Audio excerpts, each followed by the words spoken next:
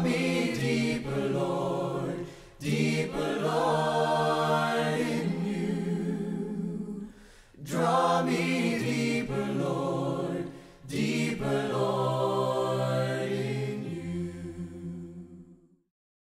Before giving his people the 10 Commandments, the Lord reminded them about his own love and grace. I am the Lord your God, who brought you out of the land of Egypt. Jeremy Barrier is Associate Professor of New Testament at Heritage Christian University and a missionary to South America and Southeast Asia. In this lesson, he helps us consider the prologue to the 10 Commandments.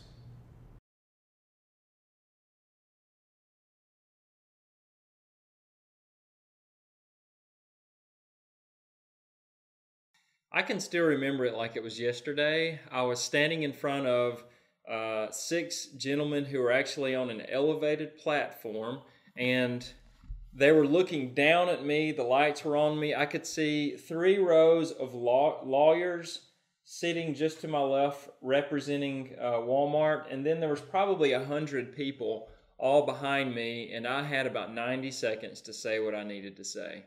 I could feel the sweat beginning to fall down from my forehead down past my temple and onto my cheek, and I was trying to get it all out as best I could and voice my opinion and my concern to these members of the city council, and I don't know if I was getting my point across. You know, it was all very tense and had to be said just right. You know, what we're looking at is Exodus chapter 20, verses 1 and 2. And here at the very beginning, we have what we refer to as a prologue. But if you really think about it, what we have is a royal pronouncement. A royal pronouncement here at the beginning of this text in Exodus. And it's God who's going to be making this pronouncement. And the most astounding part about this pronouncement is the ones that we famously know of as the ones that are composed on stones. So what I want us to do is to look at these, just these 2 verses. Wait, hold on just a second. Oh, it's my wife. I've got to answer this. Give me just a second here. Yes, comma, I will be happy to meet you at Riccatoni's for lunch at 11:30. Love you too, period. Don't you just hate that? I did that on purpose, of course. You know, but I'm so amazed by these technologies, and this has very much to do with what we're going to be talking about over this short amount of time that we have together. But, you know, when computers first came out, what was amazing to me is that computers originally come out, they're so big, there's one in like one room and it's shared by NASA, or eventually it trickles down and it's shared by a whole university. But sure enough, the technology continues to develop, right? And the technology finally develops to a point that it's going to be put in a form like this. And to be real honest, I'm not a big tech guy necessarily. I'm not really into phones. In fact, I held out on getting a cell phone until basically my employer said it would be good if you had a cell phone. And so that's when I got it. And really, that's kind of the litmus test for me that the technology has finally permeated the culture that I live in North America. And interestingly enough, in a lot of my travels overseas in Asia and South America and in Europe, I've seen in places in very remote parts of Vietnam or Myanmar or Sri Lanka, you'll see kids pulling out cell phones. The technology has actually gone throughout the entire culture. Now, what in the world does this have to do with what we're talking about? The last comment that I actually made before I conveniently was interrupted by my wife asking about lunch had to do with the technology. You know, we never sit down and think about, if God wants to speak to Israel, how is God going to speak to Israel? And we always refer to the 10 Commandments, the stone tablets. And, you know, we never think about the fact that when God decided to write it on stone, and typically in the ancient Near East, they're going to be writing different forms of cuneiform, and it's going to be written on some type of tablet like this, like that made out of clay, that's easier to write on. This is not ancient at all. You can buy this at Hobby Lobby, and you can find, cuneiform online, and you can sketch your own little stories out as well. But this is typically how it's going to be done. So you really have to stop and think that if something's going to be written in stone, and that type of technology did emerge, what we're seeing is that Israel is having the 10 Commandments put onto stone, and the most basic form of these commandments is very simple. It needs to be brief if you're going to be carving into stone and not clay. So when you look at the 10 Commandments, one of the features that we see about it is the brevity of these 10 Commandments. In fact, Commandments 6, 7, and 8, if you look at them in Hebrew, and here's the Hebrew text right here that they were writing in, they're actually just 2 words. 2 words, 3 syllables, and it's very terse, succinct, well stated. These are the 10 Commandments. This is the cutting edge.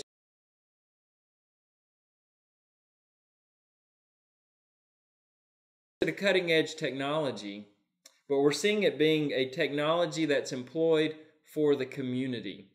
You know, you can imagine there would have come a certain point in which these 10 Commandments that are cut in stone could be copied down, and as they were, onto an even more advanced form of technology, the scroll. Scribes could write them with some type of ink or dye and write them on a scroll, and then they can be just sent throughout all of Israel to offer the teaching and instruction that Israel needed to have these pronouncements from God. So when we actually look at verses 1 and 2, what we're seeing in a very formal sense, a very early technology of God pronouncing that He's about to make this more or less a royal decree or announcement that Israel needs to hear. So let's look at it. Let's take just a few moments here. And God spoke all of these words, saying, I am the Lord your God, who caused you to go out from the land of Egypt, from the house of slavery. Very simple, but several things that stick out to me in this passage that seem to be very important that I would like to draw attention to right now is just like I stood before that city council and made that pronouncement, had to choose my words wisely. Here we see God about to make a very formal pronouncement in front of Israel. And He's using Moses as a conduit to make these statements and this message. And so God is about to make this all-important statement for all of time now, as we well know. But at this point for Israel, and it begins by saying God spoke. I think it's very fascinating and interesting that God is a God who chooses to speak, and not necessarily, it doesn't say God wrote at this point, God spoke. And it's the same way that God speaks in Genesis chapter 1 and speaks creation into existence. We're talking about a God who makes a very conscientious decision to not only speak, but then uses Moses as a conduit to write these things down. If you turn over to chapter 34, verse 28, I believe, 27 and 28, you can see where Moses is then getting these things put down into a finished form, or they're working on this together. But God speaks. God is addressing Moses. That's important. A second feature that I see in verse 1 that really stuck out to me that I thought was very fascinating is interestingly enough and amazingly enough, Exodus chapter 20 verse 1 does not say 10 commandments. Literally, if you look at the text in Hebrew, it says these words, all of these words. Or you could translate it as these ideas or these concepts or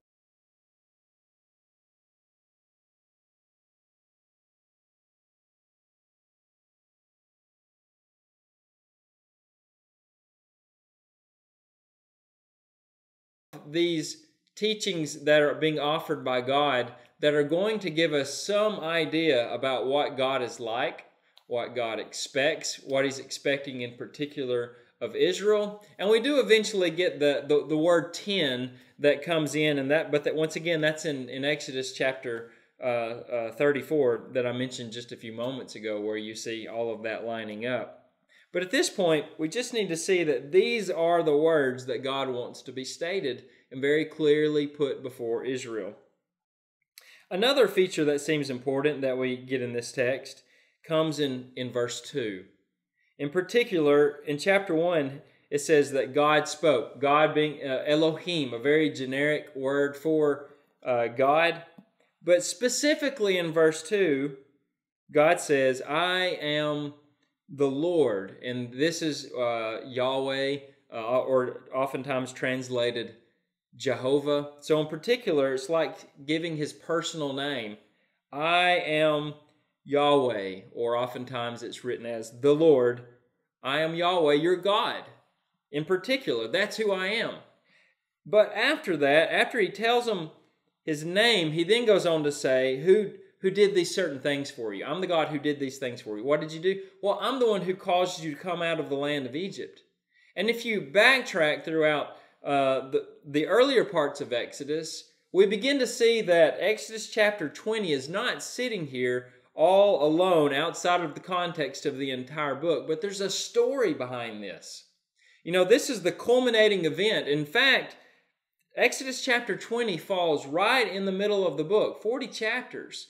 This is the centerpiece. This is the beginning of the fulcrum, the balancing point of the entire book, in which we see God now defining himself in a new way to Israel as a people.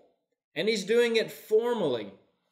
You see, if you go back to earlier in the book of Exodus, in particular, I'm thinking about Exodus chapter 3, for instance, we see God standing, or not standing, but appearing at the burning bush with Moses. And one of the questions that Moses has to put before God is, you know, God, you've just told me to go into Egypt and help liberate this people from the mightiest nation of the world, Egypt, before Pharaoh. How am I to do this?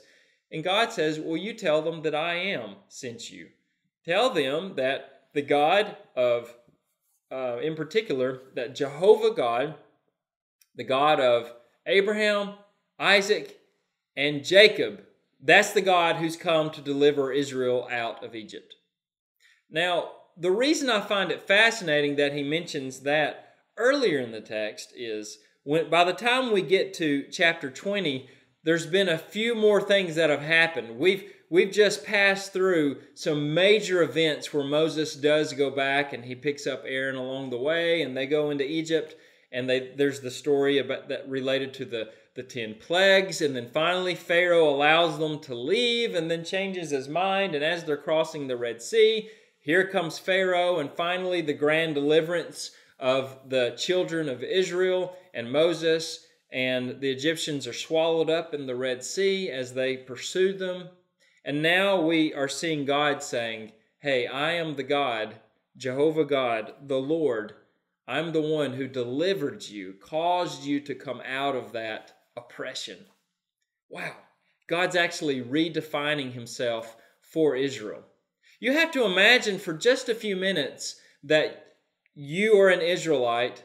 You're one of these people who have been living in Egypt. You've heard stories that are circulating about your own past, your own culture, your own people, where you come from, about Abraham, Isaac, Jacob, experiences that they've had with Jehovah God. But however, you personally may not have many specific stories to pull from. You haven't had all of those encounters with Jehovah God. And now you've just been through these extremely dramatic events, these life-altering events. There you are out in the middle of the wilderness, and God speaks and says, I'm the one who caused you to be able to come out of that. It's no longer just the story of one particular family. It's grown into something bigger. And we're seeing just the start of that here in this text. And I find it profound and interesting. You know, there are other features in this text that are important for us to notice as well. In particular, I want us to really draw attention to the fact that when God does choose to define himself, he says that I am the God who basically brought you out of a land that was oppressing you, a land that was offering you slavery. You know, it doesn't take a whole lot for people when they have a job where if it's too restrictive on them personally, they begin to feel that begins to feel like a straitjacket. People deeply, deeply desire and need to have some levels of freedom in their life in a lot of different areas, or it's just intolerable. And God's saying, hey, I'm the God who brought you out of that. I'm the God who's offering you this newfound freedom.